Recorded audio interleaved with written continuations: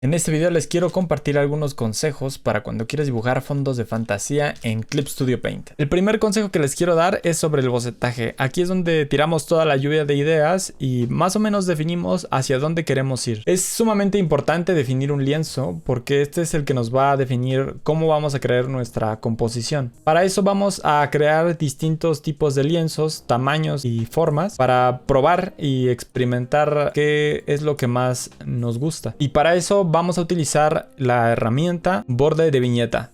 Con simplemente darle un clic nos va a dar en automático la viñeta rectangular y podemos crear un lienzo como nosotros queramos. La forma que nosotros definamos es la que se va a quedar aquí. Esto automáticamente nos va a crear tres capas. Una capa de fondo que podemos definir en el color que nosotros queramos y nos va a crear una capa intermedia donde podemos dibujar, y si nosotros nos salimos de ese lienzo pues nada de eso se va a ver. Esta es nuestra viñeta y podemos ocultarla si así lo queremos. Podemos crear más viñetas aquí, más lienzos para definir distintas ideas, y además de eso podemos crear otra viñeta si queremos, por ejemplo, tener varias opciones y tenerlo todo mejor organizado. Además, dentro de estas viñetas podemos seguir añadiendo capas para dividir los colores como nosotros queramos, y es que esto nos ayuda a tener una mejor organización. Si yo puedo definir cuál es mi canvas 1 y quitarlo simplemente con un clic, es de bastante ayuda, y puedo además moverlo y organizarlo y así definir cuáles son mis mejores ideas y ponerlas todas en un conjunto para que me ayuden a definir el concepto que quiero.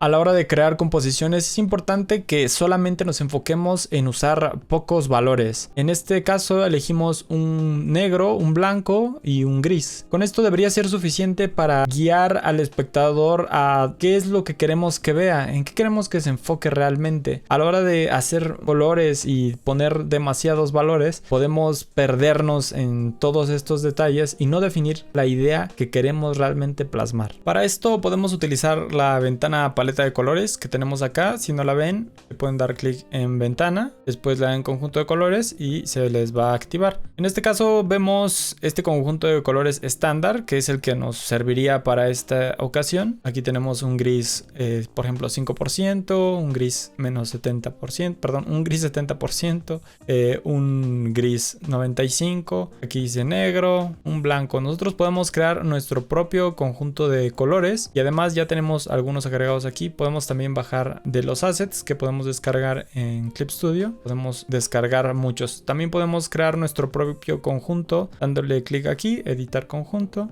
añadir nuevo conjunto. Le ponemos compo, por ejemplo, compo 2. Y esto nos va a añadir un montón de colores que podemos, por ejemplo, si le damos clic derecho con el color que tenemos, le damos sustituir color y se va a sustituir. Selecciono el otro gris que tengo. Sustituir color, puedo elegir cualquier otro color, clic derecho, sustituir color, o lo puedo añadir si quiero añadir otro cuadrito más, o puedo eliminar, ¿no? Entonces en este caso, por ejemplo, sustituir color, ¿no? Si le quiero añadir, pues puedo darle a añadir y se va a ir creando otro cuadrito, si se dieron cuenta, y puedo eliminarlos dándole clic derecho. Puedo presionar la D, aquí dice D o N o G, depende de lo que quieras hacer. Y así puedes tener mejor organizado lo que tú quieras. También puedes cambiarles el nombre, que es lo que veíamos que decía gris 70%, etcétera. Aquí puedo ponerle ese verde. Y cuando yo ponga el mouse encima, aquí va a decir verde, ¿vale? Los demás no van a decir nada porque no le editamos el nombre. Para nuestro fondo elegimos una composición como esta al principio. Después decidimos añadirle un poquito más de vida en la parte de atrás y añadimos estos árboles, un poquito ahí de follaje de las hojas de los mismos árboles. Y si se dan cuenta, esto no está muy definido, simplemente tenemos algo básico más o menos de lo que queremos. Queremos así como unas estructuras ahí como tipo estatuas, algo como un templo ahí como de rocas o algo así. Y esta fue nuestra primera idea. Ya con la idea definida, estas son todas mis capas. Entonces lo que yo suelo hacer es meterlo en carpetas. Con este botón podemos crear una carpeta. En este caso yo ya la tengo creada. Solamente tengo que seleccionar todas mis capas y arrastrarlas dentro. Así yo puedo ocultar lo que quiero que se vea y lo que no, y además puedo controlar la opacidad de todo esto.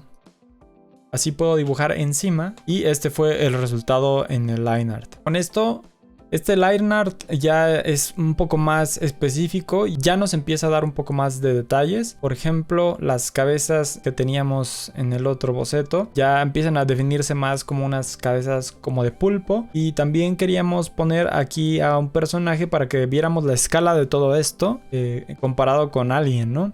Vemos también aquí unos pilares que ya también tienen este patrón que se está repitiendo mucho. Y aquí vemos algo más ya como un tentáculo, ¿no? Un tentáculo ya un poco más definido. Y bueno, también queríamos definir que se vieran como rocas y todo eso en este monumento o templo. Y lo que no me convenció tanto fue los árboles. Ya no encontraba tanto sentido en ellos, pero me gustaba mucho lo que hacían visualmente en la composición. Recuerden que al final esto se trata de contar una historia y tratar de que el espectador detecte todas estas cosas, como la escala, que creo que es algo muy importante, saber de qué tamaño sería todo esto si estuviera una persona ahí.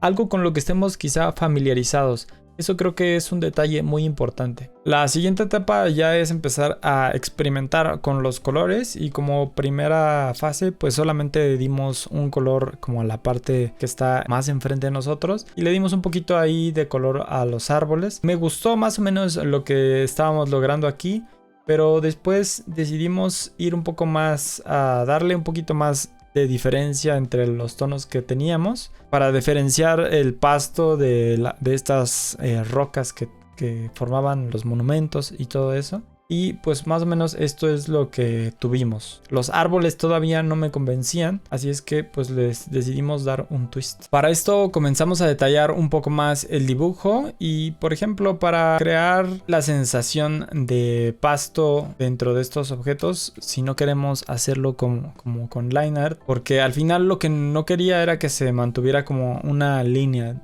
sino que se viera más como pintura. Tenemos que hacer que sobresalga como que un poquito de pasto ahí. Y así ya toda nuestra placa de color como que va cobrando un poco de sentido. Después le vamos a dar más detalle, pero eso fue más o menos lo que hicimos. Al final, para contar un poco mejor la historia, tendríamos que agregar algo que tuviera más que ver con este tema de los pulpos. Y decidimos, por ejemplo, agregar aquí una cascada. Y en esta parte quisimos hacer que se viera como una distancia para que se viera como que a lo mejor este templo podría estar ocultando algo ahí abajo y conectándose también con el agua, ¿no? A lo mejor algo así como un cenote, estos pozos que están como debajo de la tierra que se conectan como subterráneamente. Y esto nos cuenta más sobre la historia un poco de los pulpos y todo eso. Entonces esto fue pues lo que se me ocurrió.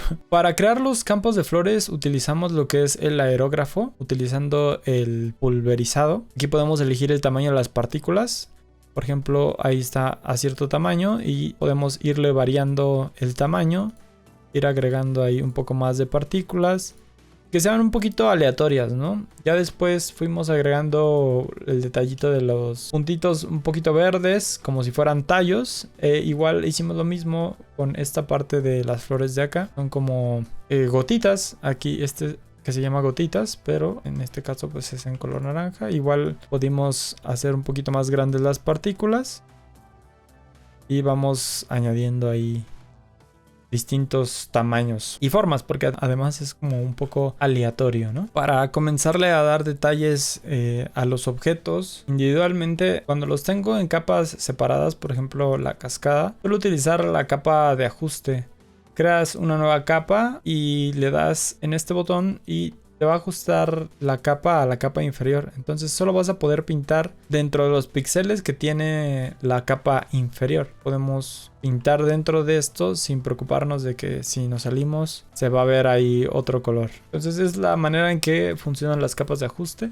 Y eso mismo lo utilizamos también para la sombra y la luz. Para agregar sombras y luces utilizo igual las capas de ajuste, pero esta vez en una modalidad, por ejemplo para sombras la pongo en modalidad oscurecer. Y eso pues nos va a dar un tono más parecido como a la sombra. Y podemos ajustarlo además con la opacidad. Si ponemos esto y subimos la opacidad, pues vamos a ver ahí el color negro completamente. Pero podemos irlo ajustando a lo que nosotros queramos, qué tanta sombra queremos, y también depende del tono que utilicemos, pues es el tipo de sombra que vamos a ver. Podemos agregar pues lo que queramos, pero sin miedo de que cuando nos salgamos de la capa pues pintemos otra cosa que no es. E hicimos lo mismo con la capa de luz, pero esta vez le dimos añadir brillo. Esto pues nos va a añadir más color en donde pintemos, ¿no? Bueno, más tono, nos va a añadir brillo literalmente, como lo dice. Pero igual también podemos ponerle mucho o ponerle pues poco, ¿no? También depende de cuál sea nuestro objetivo. En este caso pues solamente queremos como un poco de luz solar y que se viera un poquito, no sé, como de cierto ángulo, y eso también nos ayudó a empezar a pintar un poco más lo que es el pasto y darle un poquito más de detalle para que se viera un poco como si el viento estuviera empujando un poco esta hierba y que se vea un poquito más realista, ¿no? Sin hacer también tanto detalle. Y bueno, mi gente, eso fue todo por este video. Espero que alguno de los consejos les sea útil. Y nada, los espero en un próximo video. Hasta la próxima.